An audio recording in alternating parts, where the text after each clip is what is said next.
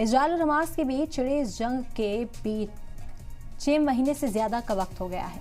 सभी लोगों ने उम्मीद लगाई थी कि रमजान तक ये जंग जरूर रुक जाएगी, लेकिन ऐसा नहीं हुआ, बल्कि इजराइल के हमले गाजा में और बढ़ गए। इस जंग के बीच कई मुल्क इस जंग पर रोक लगाने की कोशिश कर रहे हैं।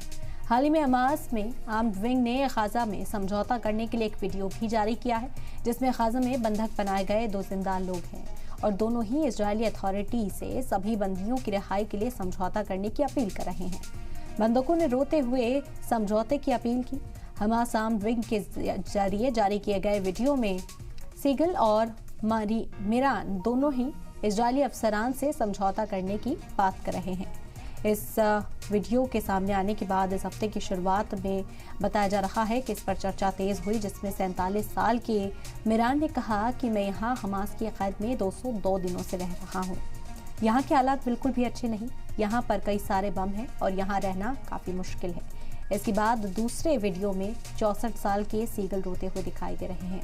उन्होंने वीडियो में बंधक बने रहने की बात की और इसके साथ ही अपना रोता हुआ चेहरा छिपाते हुए कहा कि हम सभी यहाँ बहुत खतरे में हैं। यहाँ हर जगह पर बम है और यहाँ के हालात काफी डरावने और कशीदा हैं। इस वीडियो के जरिए उन्होंने अपने परिवार को मैसेज देते हुए कहा कि मैं अपने परिवार को बताना चाहता हूँ कि मैं आपसे बहुत प्यार करता हूँ। मेरे लिए ये अहम है कि आप जाने कि मैं ठीक हूँ। मेरे पास पिछले साल की बहुत खूबसूरत यादें हैं जिसे हम सभी ने एक साथ मनाया था। उन्होंने वज़ीर-ए-आज़म बेंजामिन नेतन्याहू से जल्द ही समझौते पर पहुंचने की अपील की। वीडियो जारी होने के बाद से तेल अवीव में भारी भीड़ इकट्ठा हुई और रिहाई के लिए समझौते की मांग की। मुजाहिरीन ने नेतन्याहू और उनकी सरकार से इस्तीफा देने की बात भी कहते हुए कहा कि अब एक समझौता का नारा भी लगाया। सीगल और मिरान के परिवार भी इस रैली में शामिल थे।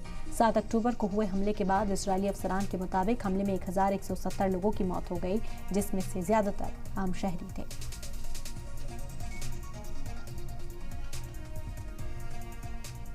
इजराइल और हमास के बीच छिड़े इस जंग के बीच को 6 महीने से ज्यादा का वक्त हो गया है।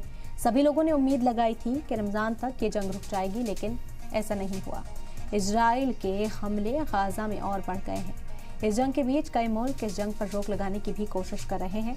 हाल ही में हमास के आर्म्ड विंग ने भी समझौता करने के लिए वीडियो जारी किया, जिसमें गाजा के अंदर बंधक बनाए गए 2 लोग जिंदा दिखाई दे रहे हैं।